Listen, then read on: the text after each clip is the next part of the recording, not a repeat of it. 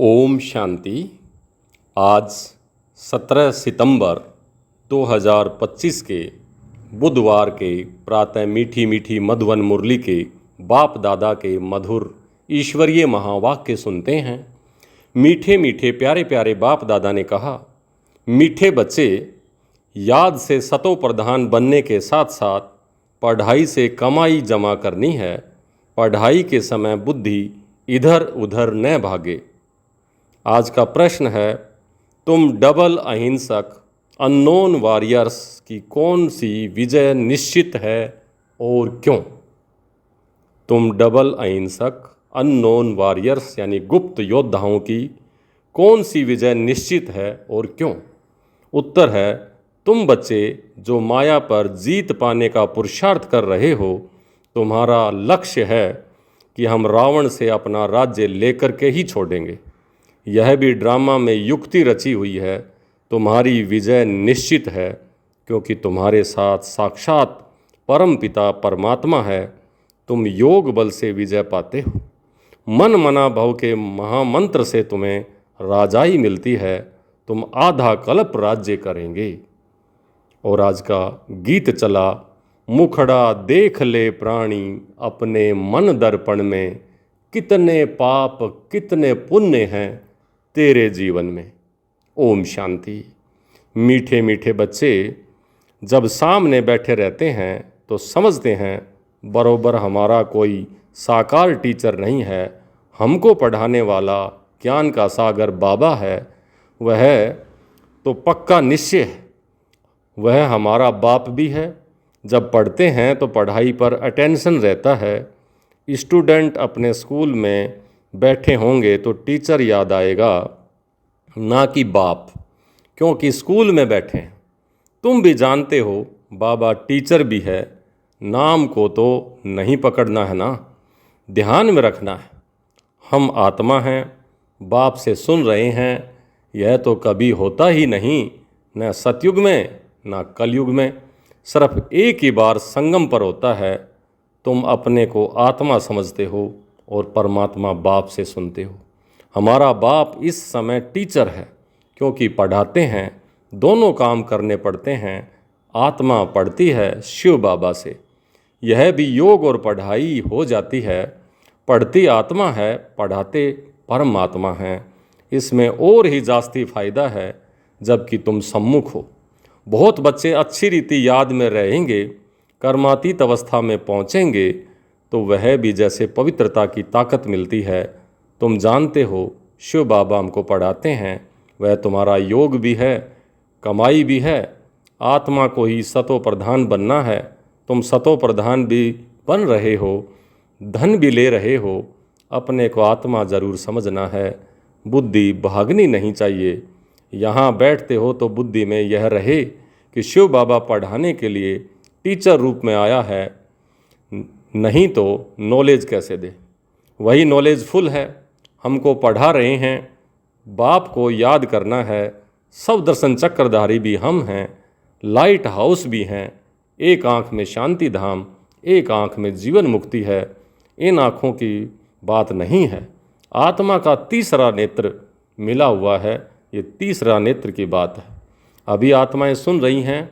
अब शरीर छोड़ेंगे तो आत्मा में यह संस्कार होंगे। अभी तुम बाप से योग लगाते हो। सतयुग से लेकर तुम वियोगी थे, अर्थात बाप से योग नहीं था। अभी तुम योगी बनते हो, बाप के समान। योग सिखाने वाला ईश्वर है, इसलिए उनको कहा जाता है योगेश्वर। तुम भी योगेश्वर के बच्चे हो। उनको योग लगाना नहीं है, वह है योग सिखाने वाला परम पिता परमात्मा। तुम एक एक योगेश्वर योगेश्वरी बनते हो, फिर राज राजेश्वरी बनेंगे। वह है योग सिखाने वाला ईश्वर। खुद नहीं सीखता है, सिखलाते हैं। श्री कृष्ण की ही आत्मा अंत के जन्म में योग सीख रही है, फिर श्री कृष्ण बनती है। इसलिए श्री कृष्ण को भी योगेश्वर कह देते हैं क्योंकि उनकी आत्मा अभी सीख रही है। ईश्वर से योग लगाने के कारण योगेश्वर, और शिव बाबा योगेश्वर इसलिए है योग सिखाने के कारण। तो योगेश्वर से योग सीख श्री कृष्ण ऊंचा पद पाते हैं। इनका नाम फिर बाप ने ब्रह्मा रखा है। पहले तो लौकिक नाम था, फिर मर जीवा बने हैं। आत्मा को ही बाप का बनना है, बाप के बने तो मर गए ना। तुम भी बाप द्वारा योग सीखते हो। इन संस्कारों से ही तुम जाएंगे शांति धाम में। फिर नया पार्ट प्रारब्ध इमर्ज होगा, वहाँ यह बातें याद नहीं रहेंगी। यह अभी बाप समझाते हैं, अभी पार्ट पूरा होता है, फिर नए सिरे से शुरू होगा। जैसे बाप को संकल्प उठा कि मैं जाऊं, तो बाप कहते हैं मैं आता हूं, और मेरी वाणी चलनी शुरू होती है। वहाँ तो शांति में है, फिर ड्रामानुसार उनका पार्ट शुरू होता है। आने का तो संकल्प उठता है, फिर यहाँ आकर पार्ट बजाते हैं। तुम्हारी आत्माएं भी सुनती हैं। नंबरवार पुरुषार्थ अनुसार कल पहले मिसल दिन प्रतिदिन वृद्धि को भी पाते जाएंगे। एक दिन तुमको बड़े रॉयल हॉल भी मिलेंगे, इसमें बड़े बड़े लोग भी आएंगे, सब इकट्ठे बैठ सुनेंगे।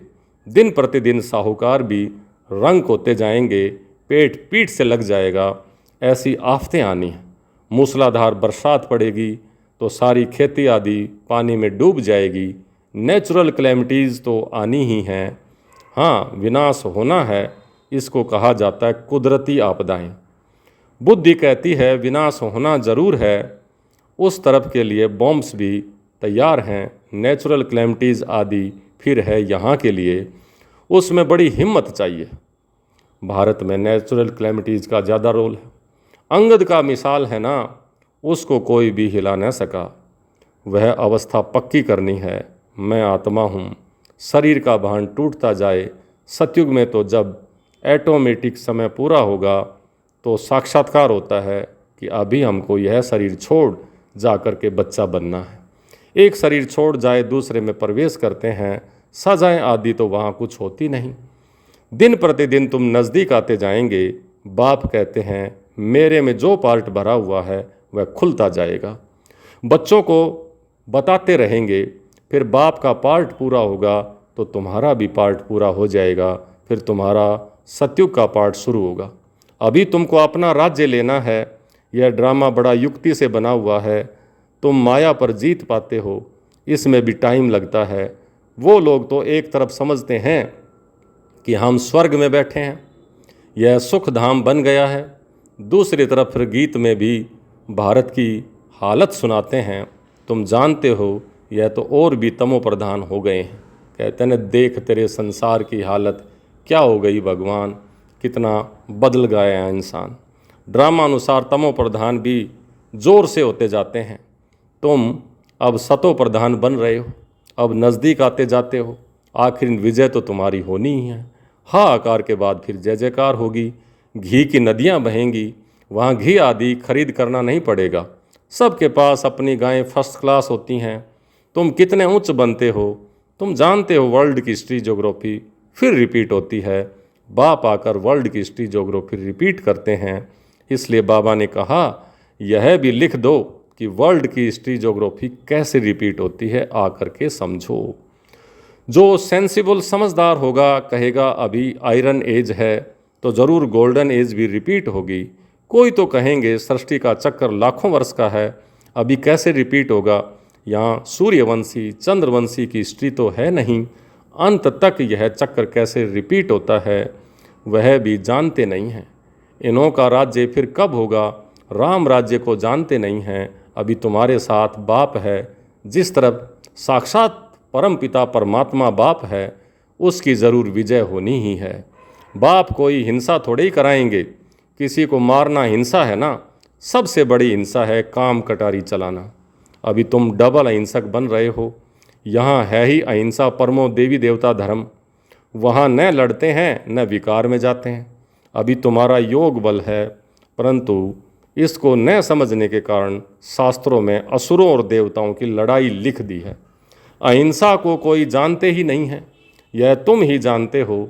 तुम हो इनकॉग्निटो वॉरियर्स, गुप्त योद्धा, unknown but very well known. अज्ञात भी हो लेकिन बहुत प्रसिद्ध भी हो। तुमको कोई वॉरियर्स समझेंगे क्या?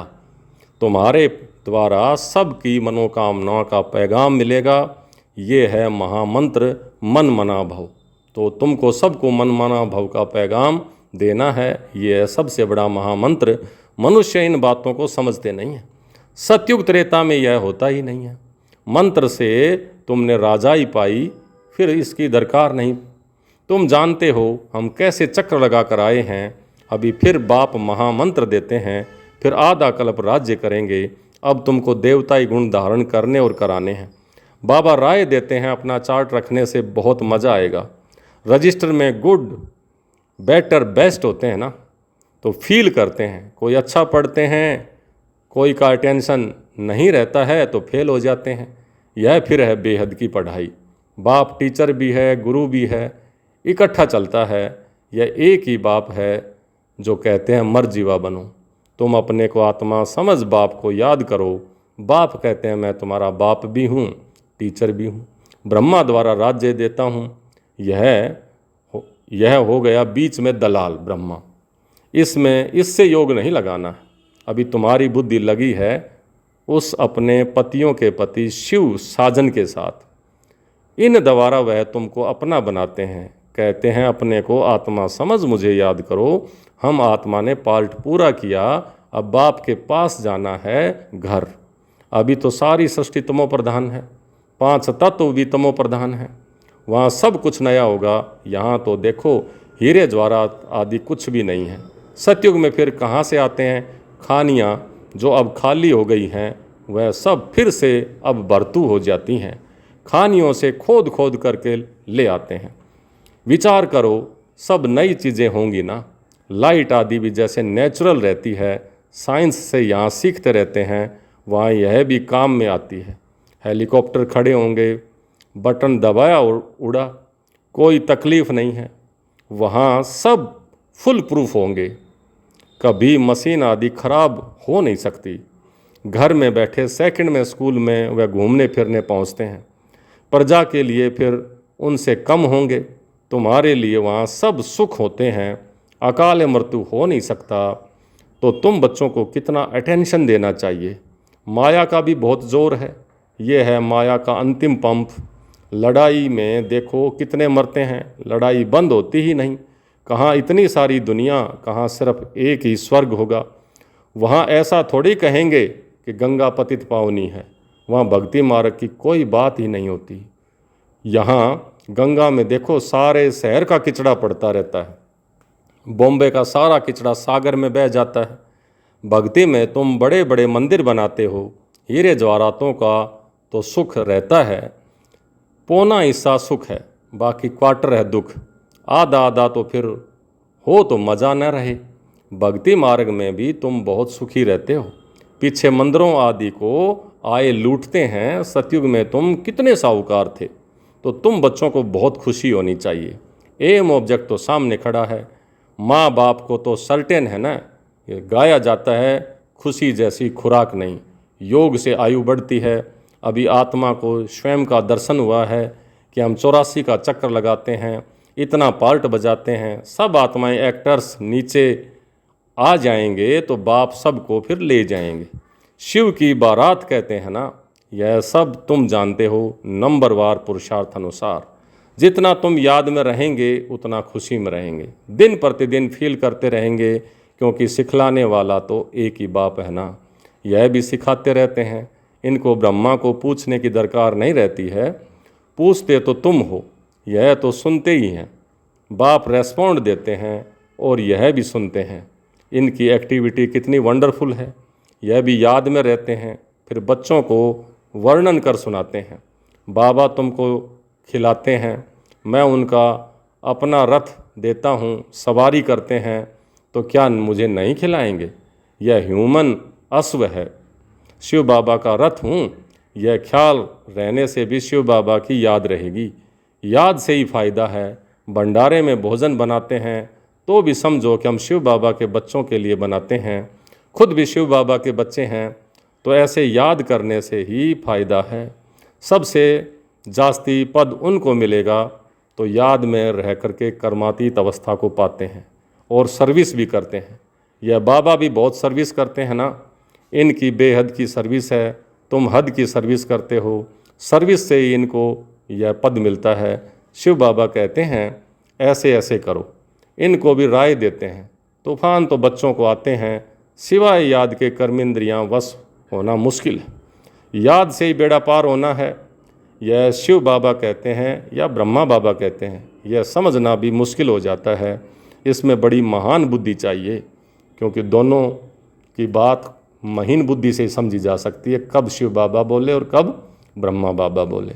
जब बाबा बोलते हैं बच्चे, तो समझना चाहिए कि शिव बाबा ने कहा, और जब किसी को कहते थे बच्ची, तो ब्रह्मा बाबा कहते थे, क्योंकि शिव बाबा तो आत्मा समझ के ही बोलते थे, बच्चा बच्चा ही, और ब्रह्मा बाबा कभी बच्चा कभी बच्ची दोनों तरह का इस्तेमाल करते थे। तो बारीक बुद्धि से ये बातें समझी जाती थी।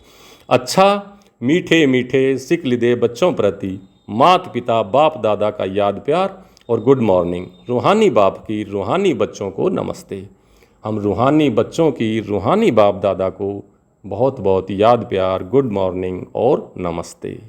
धारणा के लिए मुख्य सार, पहला, इस समय पूरा पूरा मर्जीवा बनना है। पढ़ाई अच्छी तरह पढ़नी है, अपना चार्ट व रजिस्टर रखना है, याद में रह अपनी कर्मातीत अवस्था बनानी है। दूसरा, अंतिम विनाश की सीन देखने के लिए हिम्मतवान बनना है, मैं आत्मा हूँ। इस अभ्यास से शरीर का भान टूटता जाए। आज का वरदान, देह भान का त्याग कर निक्रोधी बनने वाले निर्माण चित्त भवै। देह भान का त्याग कर निक्रोधी बनने वाले निर्माण चित्त भवै।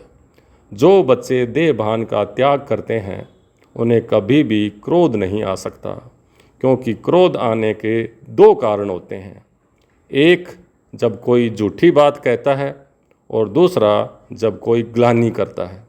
यह दो बातें क्रोध को जन्म देती हैं। ऐसी परिस्थिति में निर्माण चित्त के वरदान द्वारा अपकारी पर भी उपकार करो, गाली देने वाले को भी गले लगाओ, निंदा करने वाले को अपना सच्चा मित्र मानो, तब कहेंगे कमाल। जब ऐसा परिवर्तन दिखाओ, तब विश्व के आगे प्रसिद्ध होंगे। आज का स्लोगन, मौज का अनुभव करने के लिए माया की अधीनता को छोड़ स्वतंत्र बनो। मौज का अनुभव करने के लिए माया की अधीनता को छोड़ स्वतंत्र बनो। ये है सच्ची स्वतंत्रता। अव्यक्त इशारे, अब लगन की अगन को प्रज्वलित कर योग को ज्वाला रूप बनाओ। अभी ज्वालामुखी बन आसुरी संस्कार, आसुरी स्वभाव सब कुछ भस्म करो। जैसे देवियों के यादगार में दिखाते हैं कि ज्वाला से असुरों का संहार किया। असुर कोई व्यक्ति नहीं, लेकिन आसुरी शक्तियों को ख़त्म किया। यह अभी आपकी ज्वाला स्वरूप स्थिति का यादगार है। अब ऐसे योग की ज्वाला प्रज्वलित करो, जिसमें यह कलयुगी संसार जलकर भस्म हो जाए। ओम शांति। तो ये थी बाबा की आज की मुरली।